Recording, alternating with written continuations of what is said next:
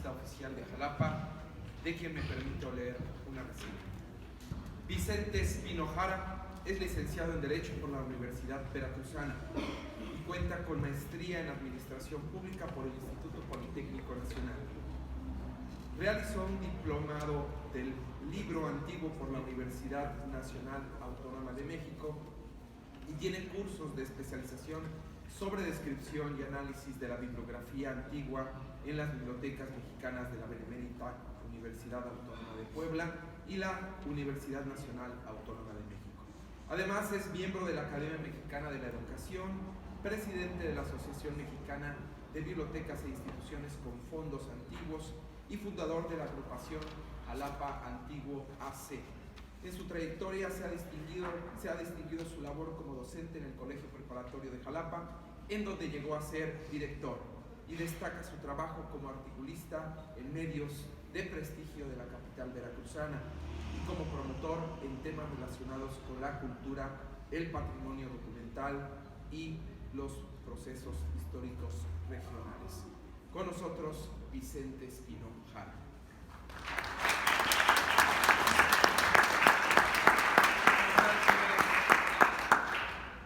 Muchas gracias. Muchas gracias a todos, muy buenos días. Efectivamente, creo que aquí caben varias reflexiones de lo que decía el licenciado.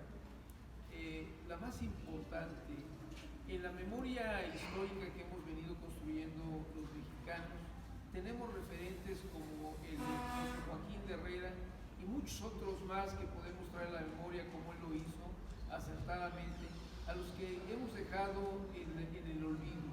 Los hemos dejado en el olvido seguramente a través de un proceso educativo, de un formato en el cual el modelo de patria y el modelo de nación que teníamos que adoptar solo aceptaba algunos personajes que tenían algunas características que eran utilizables para el gobierno en turno. Ese modelo educativo en el que nos formamos, una gran mayoría de los compatriotas, ha tenido esas grandes deficiencias de no informarnos y de no permitirnos que reconozcamos en el otro grandes cualidades y capacidades. El México en el que hoy vivimos demanda justamente que pongamos los ojos en el pasado y busquemos estereotipos de mujeres y de varones que aportaron y que tuvieron capacidades que permitieron construir un estado de seguridad, un estado de derecho y garantías. Disfrutamos felizmente todos los compatriotas también de un esquema de libertades, pero que atrás de ese esquema de libertades, dentro de las reglas del derecho y dentro de las reglas sociales, ha habido actores sociales que se dieron a la tarea de forjar y de señalar y dejarse sentadas esas bases para lo que hoy disfrutamos y lo que tenemos que seguir peleando como comunidad y como sociedad para el futuro inmediato y para el futuro a más largo plazo. En ese esquema entra José Joaquín de Herrera, un personaje que nace en Jalapa en 1792, ya cuando Jalapa es villa, justamente al año siguiente que Jalapa es declarada villa por el rey de España, y que nace en unas condiciones particulares. Quiero dar lectura a la fe de bautizo que se resguarda en la arquidiócesis de Veracruz. Dice: en esta parroquia de Jalapa, en 23 de febrero de 1792, yo, Manuel García Campomanes, teniente de cura, bauticé solemnemente a José Joaquín Antonio Florencio, nacido en este día. Una particularidad: español, hijo legítimo de don José Herrera y Campo, natural de los reinos de Castilla, de la ciudad de Medina, y de doña Ana Ricardos, natural de Panzacola, es decir, mexicana, y vecinos de esta villa, o finalmente una criolla. Y nos describe a los abuelos y también nos describe una especie de árbol genealógico en esta fe de bautizo. ¿A cuál sería la reflexión que nos llevaría a ella? La necesidad primero de registrarlo el día que nació, bajo un concepto claro del siglo XVIII, fuera a morir inmediatamente, entonces había que registrar a los niños el mismo día que nacían si era posible, o al día siguiente, no dejar pasar tiempo como recientemente lo hacemos, que dejamos pasar hasta ciertos meses. Era la intención. Y luego la particularidad de señalar que era español. ¿Por qué? Porque bueno, estábamos en un siglo XVIII en el que solamente quien era español gozaba de ciertos privilegios, gozaba de facultades y atribuciones para participar en las tareas y en las encomiendas del Estado español o en este virreinato. Recordemos que todavía para este año estábamos inmersos en la última etapa del virreinato. En ese sentido había que precisar un origen español, claro, con una madre de Panzacola que seguramente era una poblana criolla, pero también nos encontramos que la abuela era de la ciudad de Veracruz, esto es, que también era otra mestiza o otra criolla que había nacido ya en el territorio mexicano. En ese ardid nos vamos a encontrar que es una familia económicamente bien acomodada, una familia que se dedica al comercio, como se citó hace un momento, esta vía de mercancías que había entre Asia y entre el mercado europeo era a través de nuestros puertos tradicionales, el puerto de Veracruz y el puerto de Acapulco, con la nao de China o los barcos que llegaban a Veracruz durante aproximadamente 60 años. Pero recordemos que justamente ese vínculo estrecho de comercio se va a dar porque el rey Felipe V determinó que fuera el pueblo de Jalapa donde se comercializaran las ferias internacionales. Es una globalización del Jalapa del siglo XVIII en el que va a ser el punto estratégico que le va a dar incluso un nombre como Jalapa de la Feria, porque aquí vamos a subir toda la mercadería que viene de Asia, particularmente las sedas, que se concentran en Jalapa para generar los vínculos comerciales de distribución tanto en el territorio nacional como bien se citó, para llevar la mercadería a Europa, incluso las falsificaciones que se fabricaban de todas esas sedas que eran motivo precisamente de grandes compras. Y el proceso de igual forma, cuando se llegaba a Veracruz, que era la Plaza del Rey, dedicada a los reyes de España, y una parte también de lo que era la explanada en donde hoy se encuentra el Mercado San José. Es decir, la tradición comercial de Jalapa ha mantenido su vigencia y por eso seguimos viendo que nuestras zonas comerciales históricamente obedecen a una relación de memoria histórica cultural. Seguimos comerciando en los mismos lugares, allí donde en el siglo XVIII llegó lo que venía de Asia, llegó lo que venía de Europa y se hacía el tránsito comercial. En ese escenario la familia de José Joaquín de Herrera se asienta en Jalapa. Sabemos que la gran mayoría de comerciantes españoles que radicaban en el puerto de Veracruz tenían una casa en Jalapa.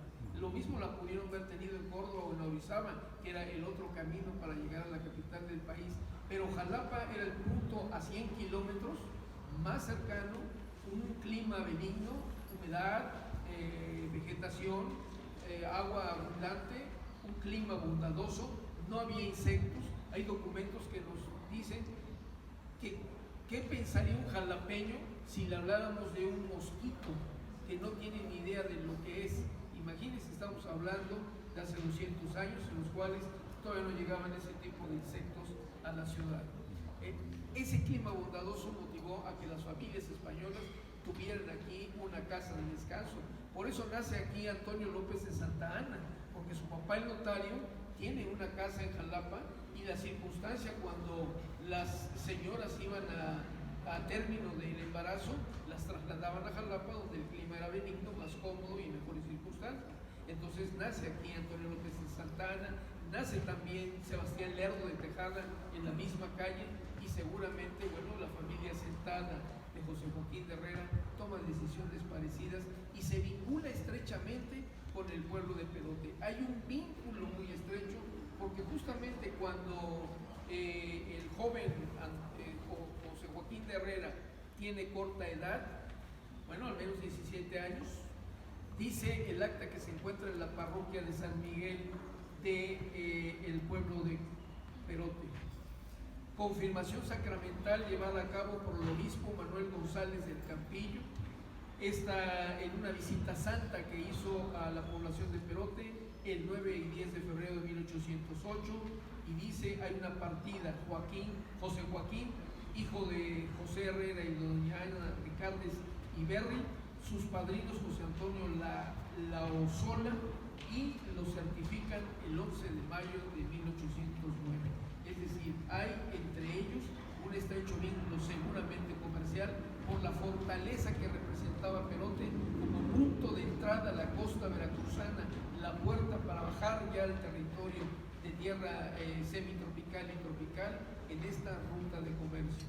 Es claro que se dedicaron durante muchos años a actividades de carácter boticario, la farmacéutica que hoy conocemos, pero que ellos tenían esa vocación y esa actividad.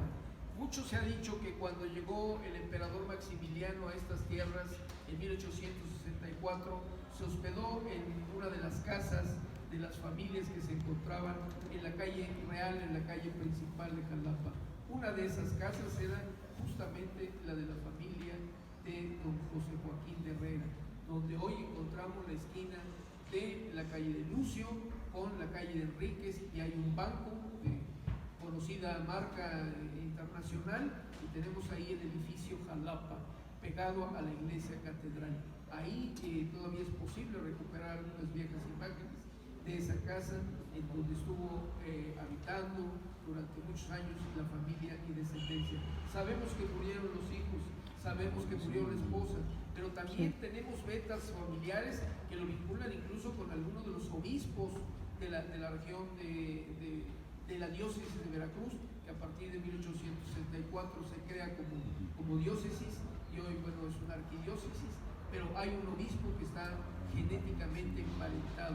No hay que olvidar que también al señor de Herrera lo acompaña una leyenda, la leyenda esta de la tradición europea de las casas nobiliarias, la heráldica.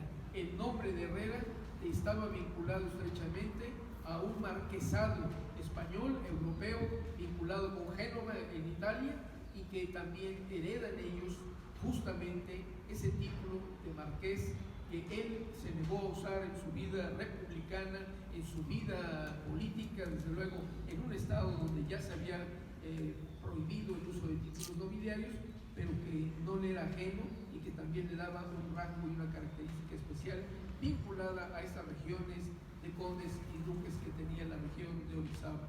En este contexto, José Joaquín de Herrera, insisto, como al principio lo planteaba, es un estereotipo, es un modelo en el que vale la pena que dirijamos nuestra mirada.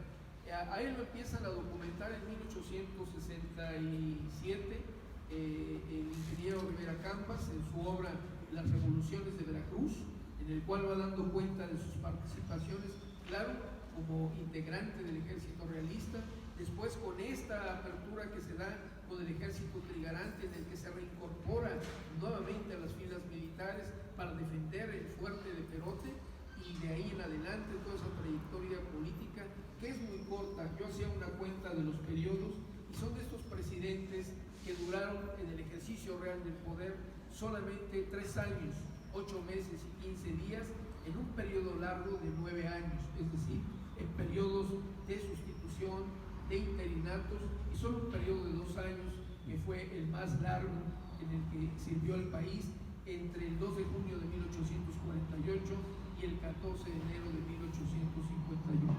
Cuando ustedes visiten la capital del país, sobre todo los jóvenes, yo los invito a que se den el tiempo, se roben ese tiempo que es cultura, que es identidad, que es sentido de pertenencia, y visiten el cementerio de San Fernando. Entren a ese maravilloso recinto, que es el lugar donde reposan los restos también de Benito Juárez y otros tantos ilustres mexicanos, y ahí, en el primer corredor, en la parte inferior, en la parte más baja de la estructura, no por jerarquía, sino el lugar donde le tocó, está una placa en mármol que dice José Joaquín de Herrera en letras muy grandes, entintadas en negro, y que es justamente el lugar a donde descansan los restos de este ilustre mexicano, pero sobre todo de este modelo de ser humano que los mexicanos del día de hoy necesitamos: honradez, transparencia, lealtad, convicción con la patria y con la función que tenemos que desempeñar desde las diversas áreas en las que estemos, en la educación, en el comercio, en el gobierno, en la vida pública. Ese modelo de sujetos son ejemplo para recuperar la parte que es más importante, la sociabilidad y la confianza que debemos de tener como compatriotas en el país. Entonces, hacia allá la invitación, y tal vez ahora sí saber que cuando bajamos a un lado de la calle del Parque Juárez, a un costado del costado poniente del Parque Juárez, ese pequeño tramo donde hay un museo y donde hay unos antros que seguramente conocen muy bien, ahí en esa calle se llama José Joaquín de Herrera, y se llama así porque en el centenario de su muerte el gobierno de Veracruz y el gobierno de Jalapa se dieron la tarea de hacer una jornada de festividades, las únicas que se han hecho, para reconocer, recordarlo en eventos, en publicaciones, incluso como una que me permití traer, que prologó don Leonardo Pasquel sobre la biografía de don José Joaquín de Herrera, tomada del trabajo del ingeniero Rivera Cambas, la historia de los gobernantes en México, y que quien quiera conocerla está a disposición en la biblioteca del Colegio Preparatorio, una edición original de esa compilación, y desde luego los archivos municipales que resguardan justamente todo el proceso de festividad en el que se recordó hace ya muchos años a José Joaquín de Herrera como ese jalapeño ejemplar y modelo de vida política y pública que merecemos los mexicanos de hoy. Muchas gracias. Para finalizar esta serie de intervenciones, hace uso de la voz el doctor David Cienfuegos Salgado, de quien me permito leer una reseña curricular. Es licenciado en Derecho por la Universidad Autónoma de Guerrero, maestro y doctor en Derecho con mención honorífica por la UNAM. Tiene diplomas de estudios avanzados en Derecho Administrativo por la Universidad Complutense de Madrid y en Derecho Constitucional por la Universidad Castilla-La Mancha. Especialista en Derecho Constitucional y Ciencia Política por el Centro de Estudios Políticos y Constitucionales de Madrid. Máster en Justicia Constitucional y Derecho Electoral por el Tribunal Electoral del Poder Judicial de la Federación y la Universidad Castilla-La Mancha. Desde 1995 es profesor por asignatura en la Facultad de Derecho de la UNAM, técnico académico e investigador en el Instituto de Investigaciones Jurídicas de la UNAM, profesor investigador en el Departamento de Estudios Institucionales de la Universidad Autónoma Metropolitana, Unidad Coajimalpa, y en el Centro de Investigaciones Jurídicas de la Universidad Autónoma de Chiapas. Ha impartido clases de posgrado en diversas universidades del país. Entre sus obras se destacan el Derecho de Participación en México, Matemáticas aplicadas al Derecho, Guerrero, Historia de las Instituciones Jurídicas, entre otras obras. En 1997 obtuvo la medalla Ignacio L. Vallarta, otorgada por la Facultad de Derecho de la UNAM. En 2003 obtuvo el Premio Jurídico Alberto Saavedra Torija. En 2007 la condecoración Juan Álvarez. En 2015 recibió la presea Próceres de Guerrero. En el 2016 el Premio al Mérito Político José Francisco Ruiz Macié. Ha ocupado diversas posiciones, llegando a ser gobernador provisional del estado de Guerrero en el 2015. En la actualidad es asesor parlamentario del secretario general de la Cámara de Diputados. En el canal del Congreso conduce la serie La Constitución nos une. Es conductor y realizador del programa Y Hablando de, que se transmite a través de YouTube. Es investigador invitado del Instituto Nacional de Ciencias Penales. Es profesor invitado de la Universidad Americana de Acapulco, director general del Colegio de Guerrero, profesor del Instituto Internacional de Estudios Políticos Avanzados Ignacio Manuel Altamirano de la Universidad Autónoma de Guerrero, conductor de la serie La Constitución Guerrerense. Actualmente tiene el nivel 2 como miembro del Sistema Nacional de Investigadores. Con nosotros el doctor David Cienfuegos Salgado.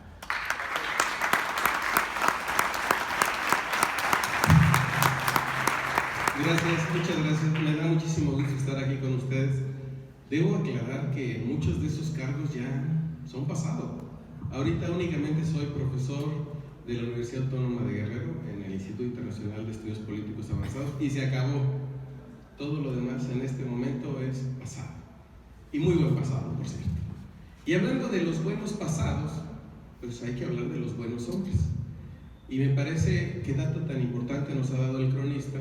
Me parece que volver los ojos hacia esos buenos hombres y mujeres que han sido olvidados y relegados, y sobre todo aquellos cuyo reconocimiento ha sido postergado, es una necesidad evidente en una sociedad que cada vez requiere más y más valores. Construir a través de los ejemplos esos valores es una prioridad de muchas de las instituciones de este país, sean públicas y privadas.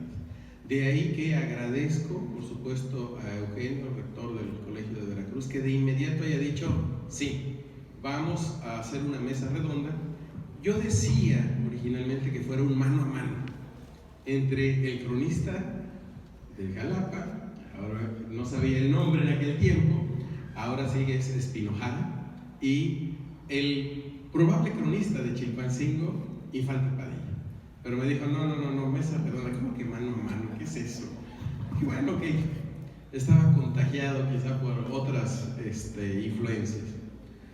Y en esta mesa redonda, que ya dijeron bastante del autor, a mí me parece que vale la pena decir, como dicen los politólogos, que el contexto hace la diferencia.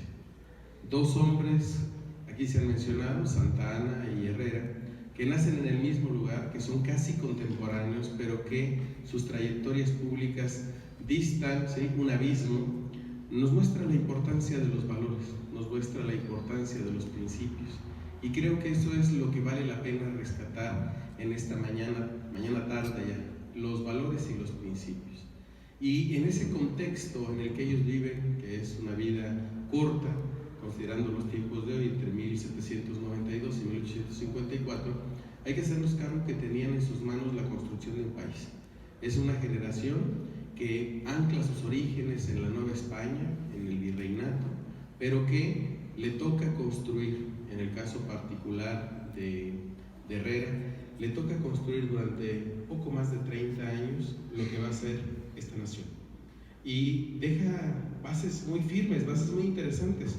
Hoy me acaban de dar el argumento para hacer una novela que hable de un personaje que en complot con otros personajes decide crear un estado desde el cual, qué curioso, al mes siguiente de su muerte, es decir, en marzo de 1854, iniciará la gran revolución que sentará las bases del México moderno. Esa revolución de Ayutla, que es la que define al día de hoy lo que es México.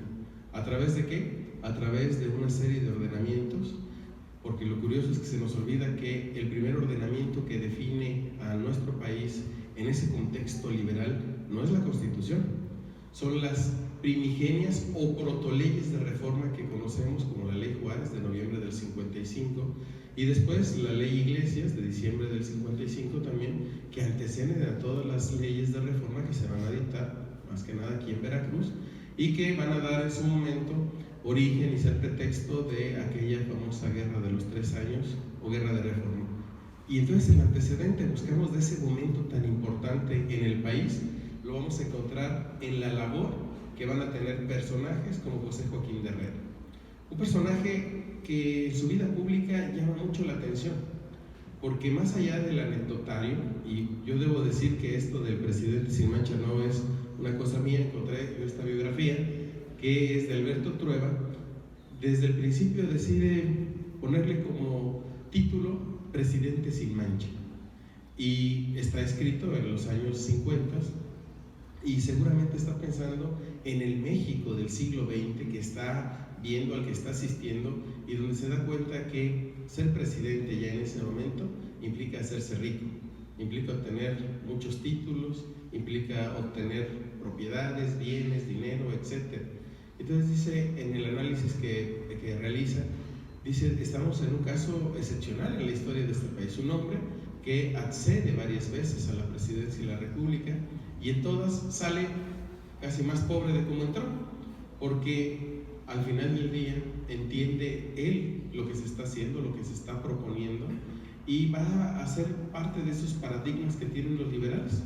Nos imaginamos a un Ignacio Ramírez que muere literalmente en la pobreza, y en el velorio Porfirio Díaz ordena que se le adelanten los salarios del ministro de la Suprema Corte que no ha cobrado, para que lo puedan enterrar. O muchos otros personajes que incluso del lado de los conservadores o del lado de los liberales nos ha enseñado esa historia oficial, se encuentran en la misma situación. Un personaje contemporáneo va a ser Tomás Mejía, por ejemplo, que muere en la absoluta pobreza, y no es el conservador rico que de alguna manera tiene muchas posiciones, no, muere en la pobreza.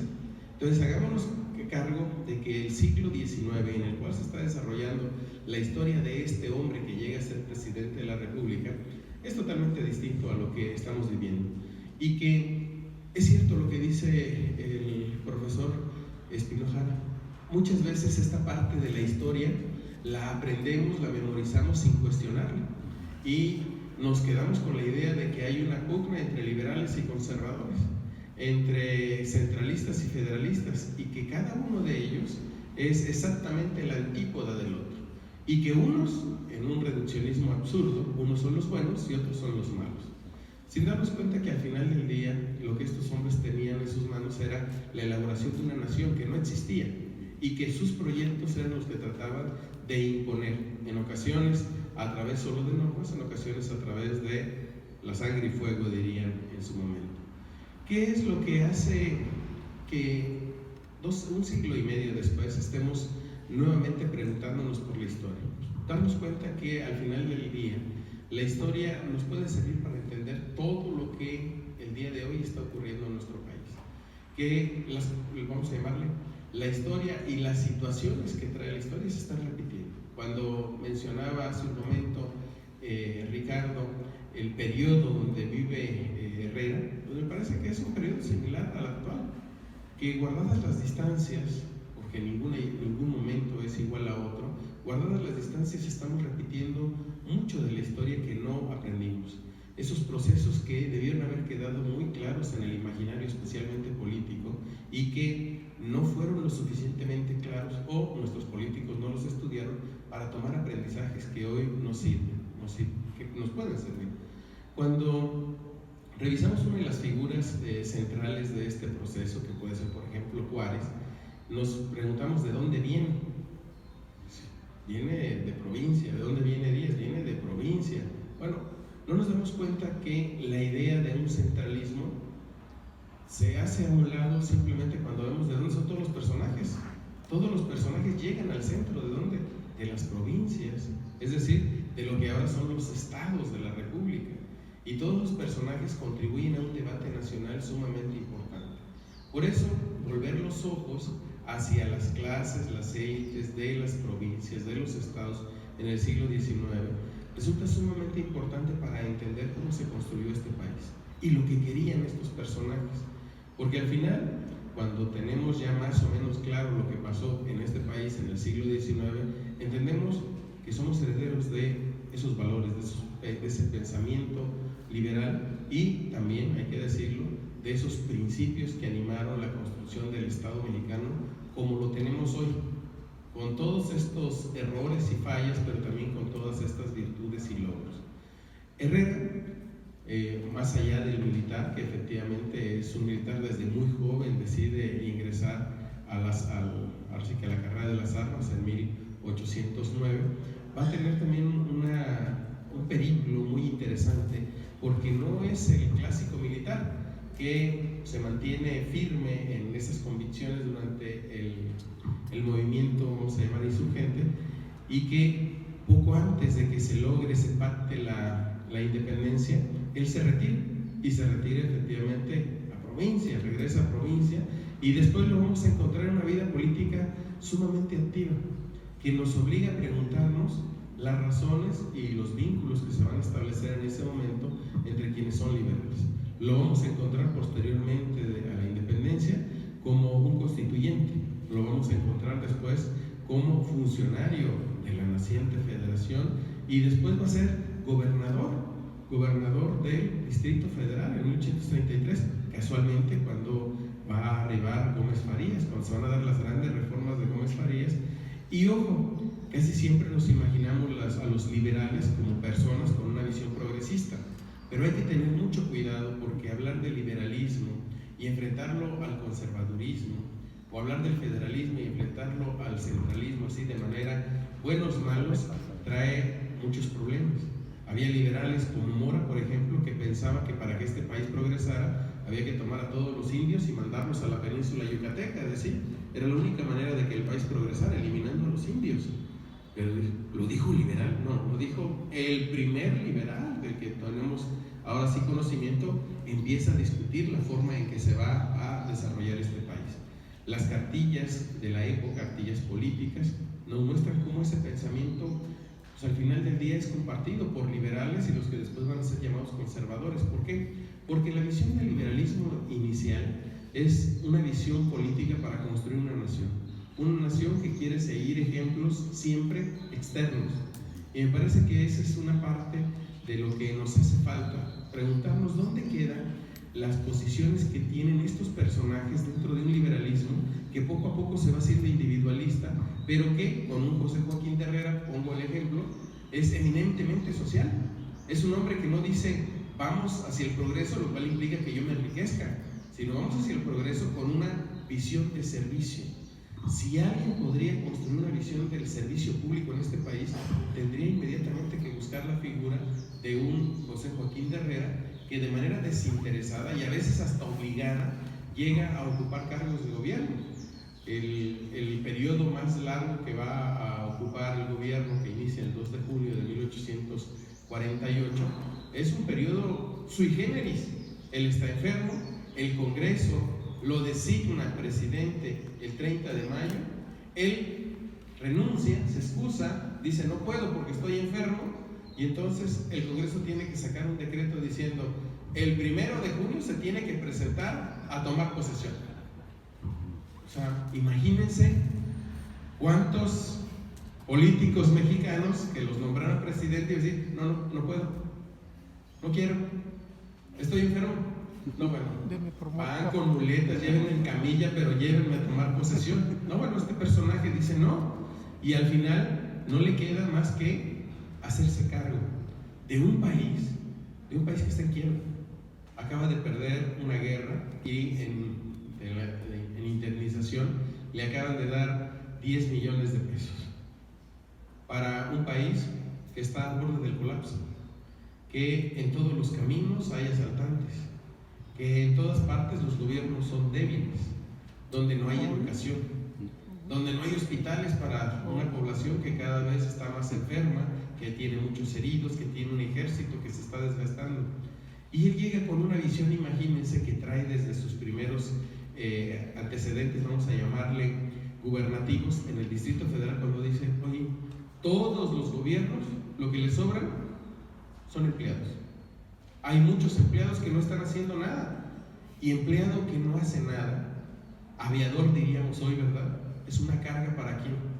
Para el pueblo, porque esto se paga con el dinero del pueblo, con los impuestos. Si queremos que esto mejore, tenemos que reorientar esos ingresos y no pagarle a alguien que no hace nada, a alguien cuyo producto no se ve, no sirve para la sociedad. ¿Y qué es lo que va a hacer? En sus periodos de gobierno se va a caracterizar por iniciar a construir hospitales, escuelas, con lo poco que hay. Y la anécdota que mencionaba de que se deshacía de sus cosas para atender sus necesidades personales, por considerar que todos los ingresos debían destinarse a satisfacer las necesidades de la nación, nos muestra un personaje de verdad irrepetible, único. Sí, tenemos un Juan Álvarez que puede decir pobre entré a la presidencia y pobre salgo de ella, pero que duró muy poco, duró 2 meses, entre el 4 de octubre de 1855 y el 10 de diciembre de 1855. Muy poco tiempo duró.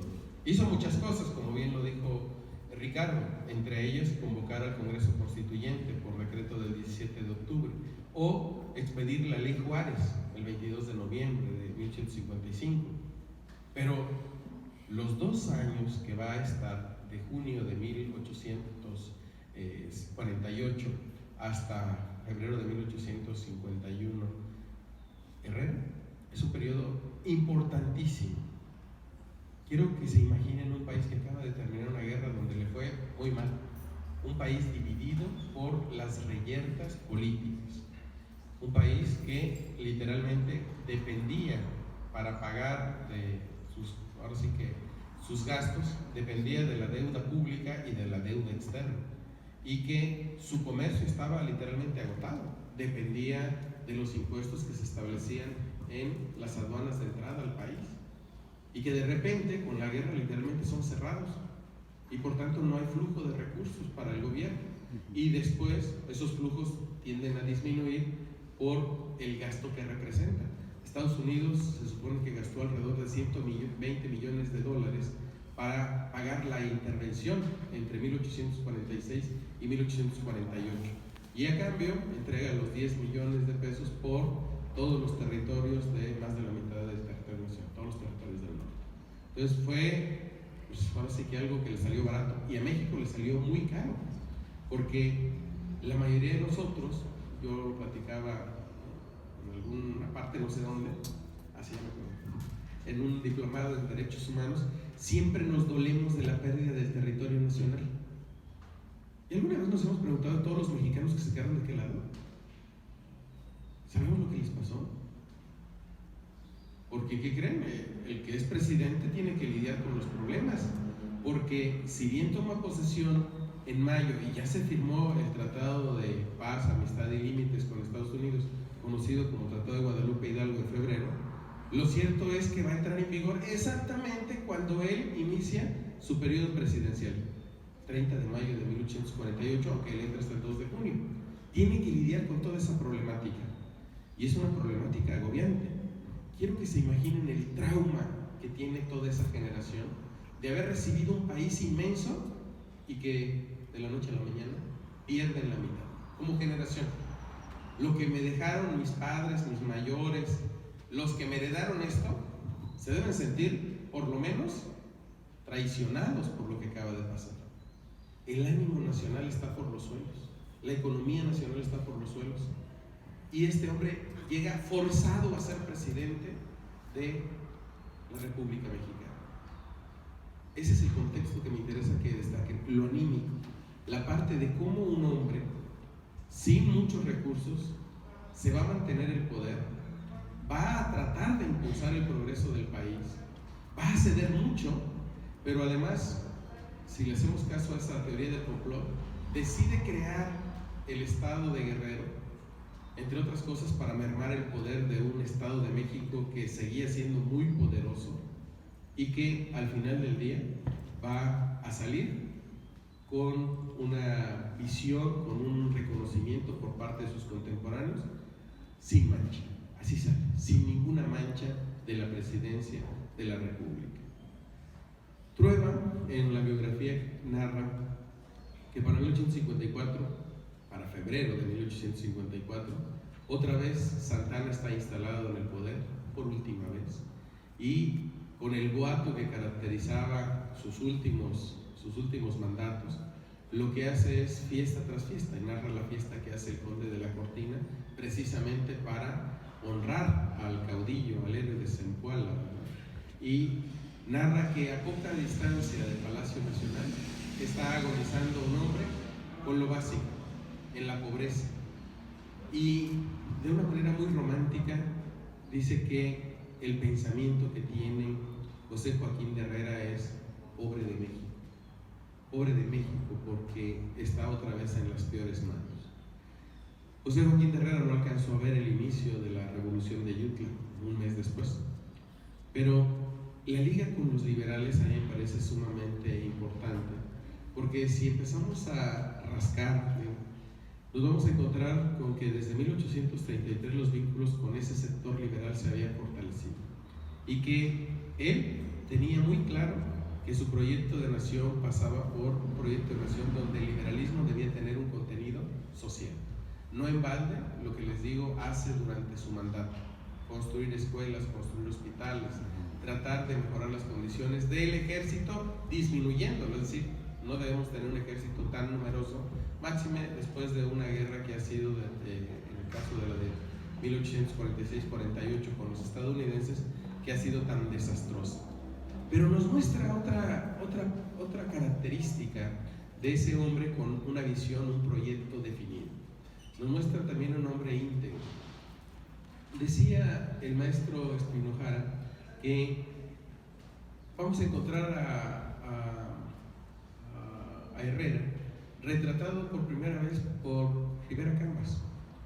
Rivera Cambas lo que hace son biografías muy interesantes en la obra de los gobernantes de México, donde de alguna manera trata de plasmar no solamente la parte que podríamos llamar institucional, sino también la parte humana.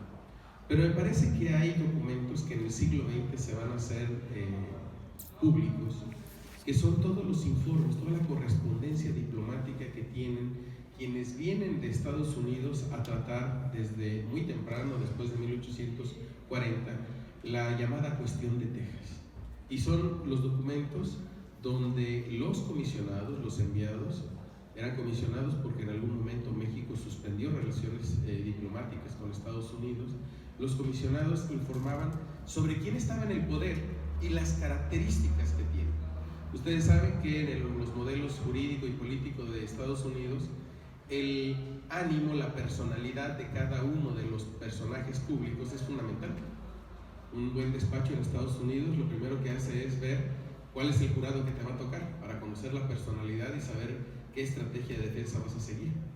Un buen corporativo que va a llegar a la Corte Suprema tiene que saber quiénes son los ministros de la Corte y cuál es su tendencia, desde la tendencia filosófica, política, religiosa, hasta los gustos personales, para saber exactamente qué parte argumentar frente a cada uno de ellos.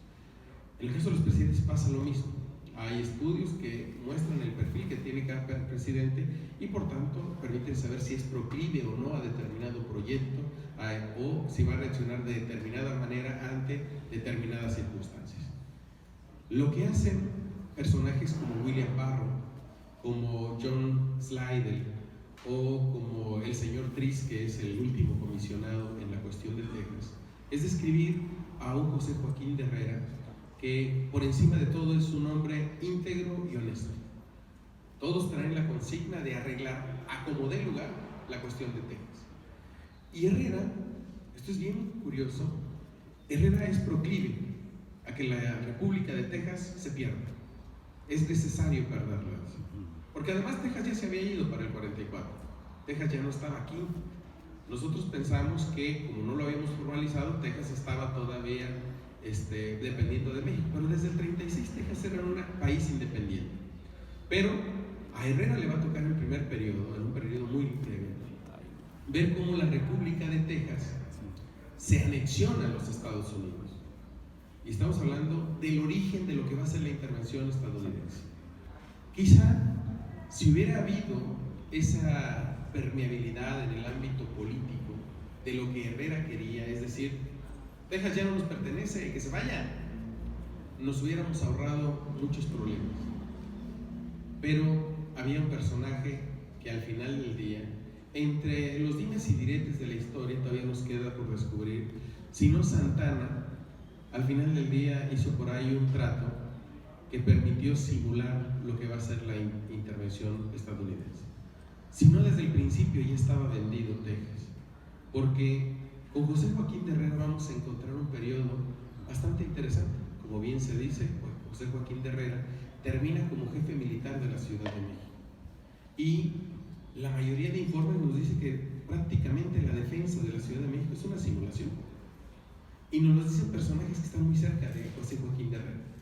No solo Mariano Riva Palacio, que es un personaje central en su gabinete, sino otro joven jalisciense, Mariano Otero Mestas.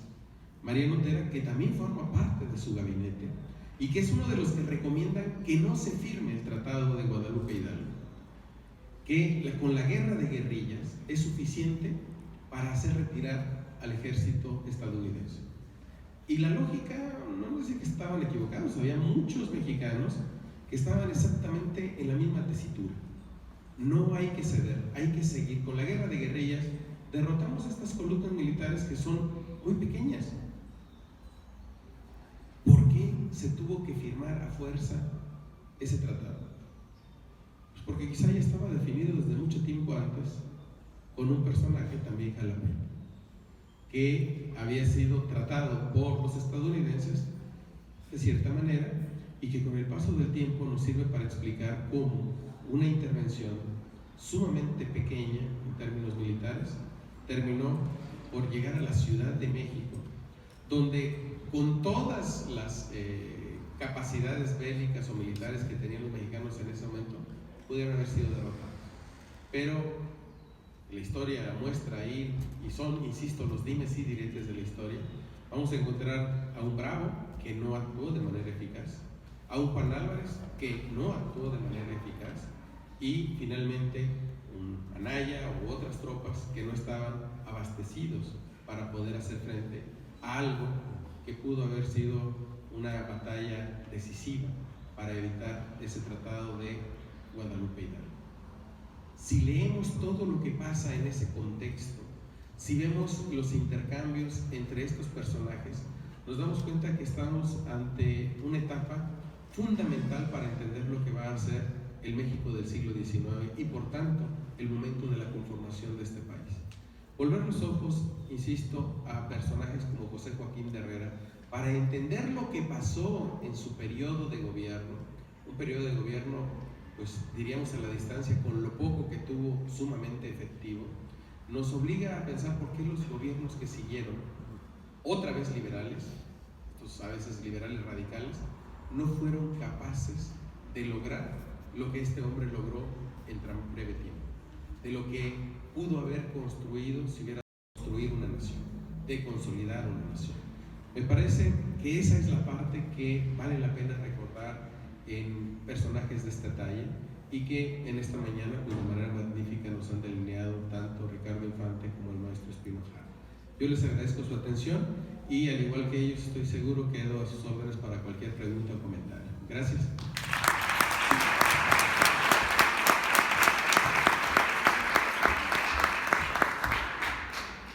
Iniciamos una sesión de preguntas y respuestas. Si alguien gusta plantear, es el momento.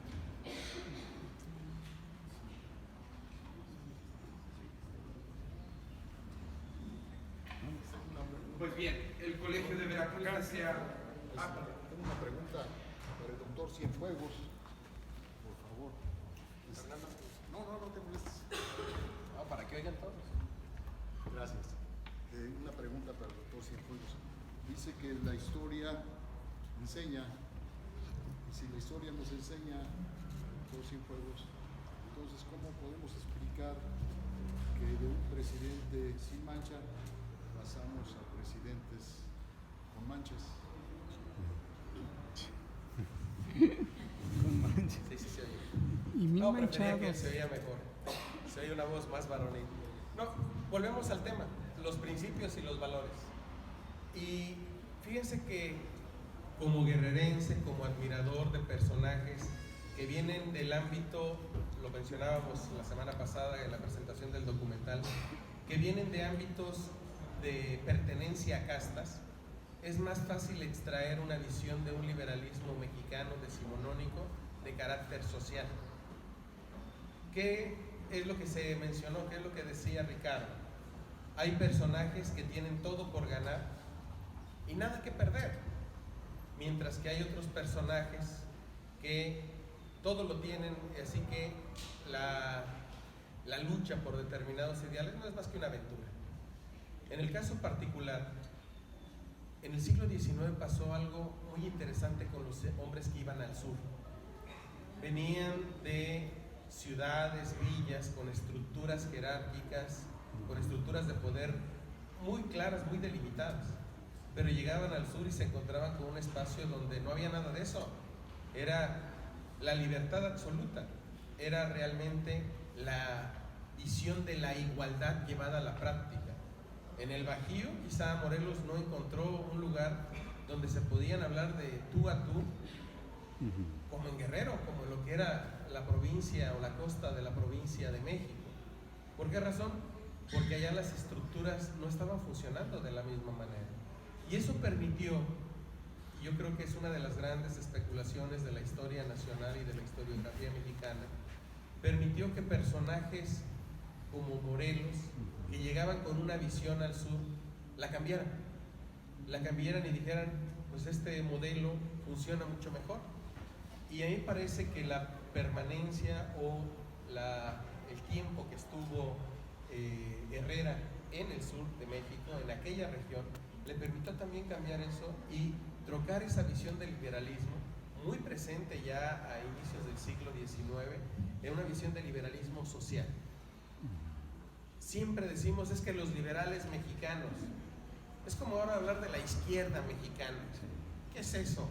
No significa nada, porque al final del día es el individuo, sus circunstancias, frente a un proyecto de nación. Y en el caso particular del siglo XIX, los centralistas eran liberales, solo que tenían una forma de organizar el poder distinta como la tenían los federalistas, que también eran liberales. Los de la logia yorquina y los de la logia masónica, escocesa, eran liberales.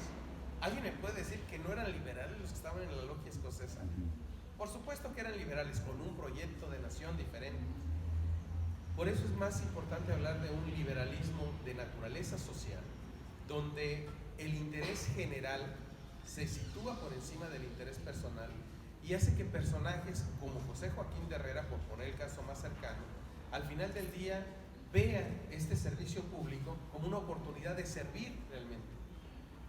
La otra visión del liberalismo la conocemos, el servicio público como la oportunidad de servirse. Es así de simple, es una cuestión de principios y de los valores que se construyen en la relación con la sociedad. Si yo siento que no le debo nada a la sociedad, ¿cómo voy a actuar con la sociedad? La voy a dejar al garete. Pero si yo siento que le debo todo a la sociedad, porque nací en un hospital público, porque fui a una escuela pública, porque tuve todo viniendo del presupuesto que pagaban todos los ciudadanos, es un contrasentido, es absurdo y de verdad es de muy mala manera hacer todo en contra de la sociedad, robándome el dinero de todos. Es así de simple. Entonces tiene que ver con cómo hemos conformado en la psique todos esos valores que pueden estar muy bien planteados, presidentes con mancha, pero si ustedes agarran las plataformas electorales, si ustedes agarran las declaraciones de principios de todos los partidos políticos hoy día, hay alguno que diga, y los militantes, adherentes o simpatizantes del partido X están autorizados a robar, ¿no? ¿Están autorizados a corromperse? No. ¿Con qué tiene que ver? Con los valores que entraña el haber entrado en contacto o el tener una visión de la sociedad. Y eso me parece que es lo que nos hace falta.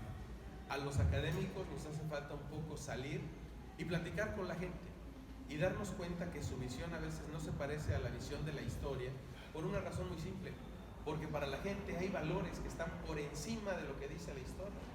Y es lo que decía Ricardo, me parece que los cronistas juegan aquí un papel sumamente importante, porque el cronista juega con esa historia oral, con esa historia de la comunidad, con esa memoria histórica que tienen todas las sociedades, la sociedad de Jalapa o la sociedad de Veracruz o la sociedad de Orizaba o la de Córdoba o la de cualquier otro lugar aquí, porque cada uno tiene su propia historia. Y si esa historia logramos que se construya en paralelo con instituciones como el Colegio de Veracruz o la Universidad Veracruzana, estaríamos construyendo algo que le hace falta a este país: memoria histórica. Saber que no siempre tuvimos gobiernos corruptos, que no siempre hubo impunidad, que no siempre encontramos personajes de mala calaña, sino que también hubo personajes como estos que hay que reivindicarnos.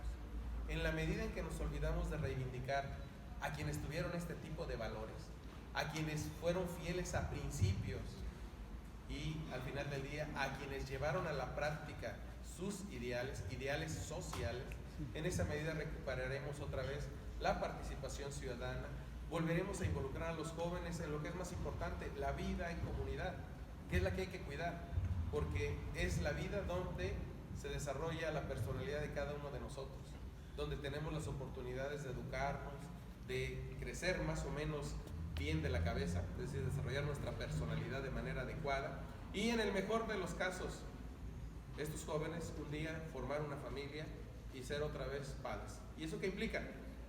un valor, un principio como el que encarnó Herrera y encarnaron muchos liberales y encarnan hoy día muchos hombres y mujeres en este país: responsabilidad. Es lo único que nos hace falta, hacernos responsables. Y la responsabilidad entraña, como decía Sun Tzu, ¿verdad?, en el liderazgo, no solo la inteligencia o el conocimiento, sino también la humildad, el coraje, la disciplina. Y esas son cuestiones que nos enseña la historia y que nos enseña el ejemplo de personajes como estos. Que alguien dirá: oye, pero murió pobre, murió solo, abandonado. Yo no sé mucho de esto porque no he llegado todavía al momento de la muerte, pero supongo que murió tranquilo y vivió hasta el último de sus días, supongo, con la frente en alto. Y eso, al final de nuestros días, es lo más importante. Muchas gracias.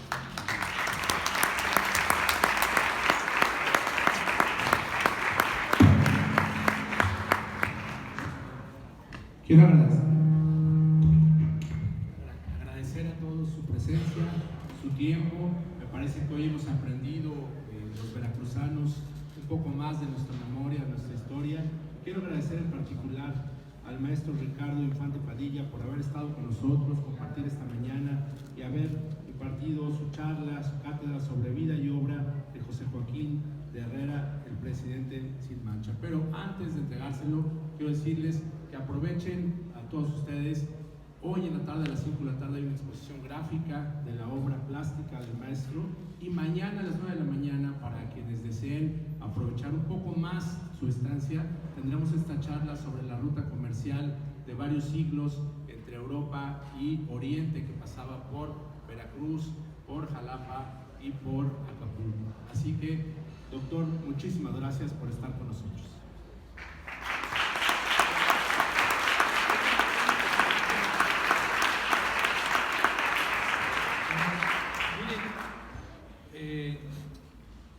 Yo creo que uno de los grandes problemas por los que no pasó Herrera,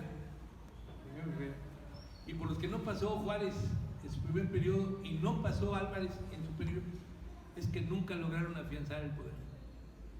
Era un poder etéreo, y nos guste o no, ahí vamos a tener que fijar a un hombre que era incendiario, pero que tenía mucha razón. Se llamaba Miguel Bakunin, y además era un hombre de la nobleza rusa, era muy inteligente. El tipo decía: el problema es que el poder corrompe, y el poder absoluto corrompe absolutamente. ¿Saben cuándo cambia el semblante de los gobiernos liberales? Cuando se afianza el poder de los liberales. Cuando Juárez por tercera vez se lanza al presidente, y entonces empieza la rebatida por el poder. Y entonces los que quieren entrarle, entran ya, no a una lucha, no como Herrera, como emergente al bar. No es el gobierno de Álvarez, o no es el gobierno de Juárez, el heroico, el que anda en una carreta. No, es un gobierno que ya está afianzado, que ya tiene reconocimiento, que ya empieza a construir ferrocarriles y que ya es negocio. Y entonces dicen: espérate, manito, ahora me toca a mí. Empiezan las revueltas porfiristas. Y ya sabemos qué pasó. Esa es mi visión. Una vez que se ha afianzado a nivel de ser un poder omnímodo, se vuelve otra cosa que está muy lejos de la participación ética y moral. Miren, brevemente, algunos anécdotas curiosas sobre Santana y General Herrera. ¿Saben cómo se incorpora Santana al gobierno, al ejército trigarante? Porque le da pavor enfrentarse al general Herrera en Jalapa. Resulta que Santana había estado combatiendo con un viejo insurgente que había en el estado, se apellidaba Miranda. Entonces le propone a Miranda que mientras analiza si se incorpora o no se incorpora a las puestas de Iturbide, hagan una tregua. Aprovecha la tregua, ataca por la noche a Miranda y lo asesina.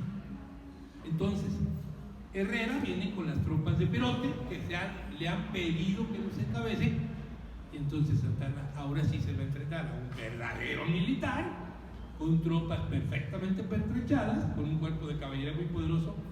Y entonces, ¿qué creen que hace? Va y dice: no, yo ya lo pensé, yo quiero ser parte del ejército trigarante. y así se incorpora Santana al ejército trigarante por no enfrentarse militarmente con Guerrero.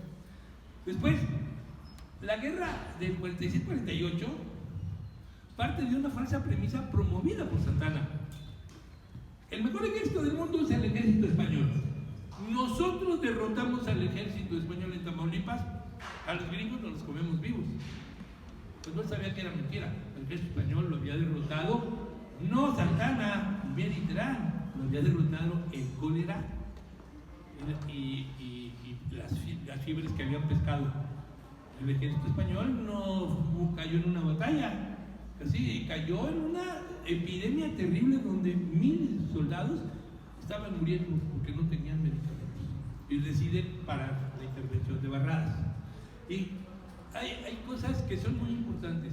Por ejemplo, decirles a ustedes que en el edificio donde despacha el gobernador del estado de Guerrero, que es un edificio muy grande, el auditorio se llama General José Joaquín de Guerrero. Y que tengo el gusto de que alguna vez me pidieron el libro para crear el municipio de José Joaquín de Herrera y la calle de José Joaquín de Herrera en Chilpancingo. Así que José Joaquín de Herrera es querido, reconocido, y cada vez que entramos al auditorio en donde el doctor recibió el premio Juan Álvarez, que es el premio que máximo se puede dar en Guerrero, es el auditorio José Joaquín de Herrera. Muchas gracias por todo.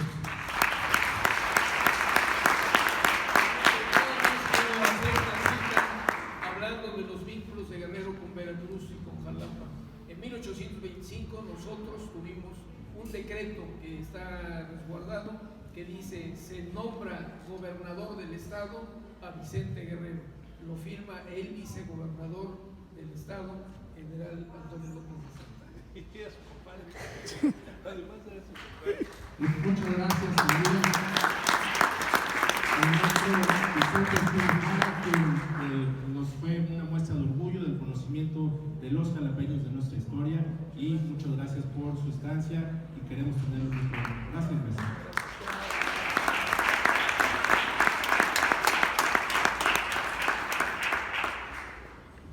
Desde luego a nuestro querido amigo, miembro honorario del claustro del Colegio de Veracruz, benefactor de este propio colegio, impulsor de nuestra memoria histórica, al maestro David Cienfuegos Salazar. Muchas gracias.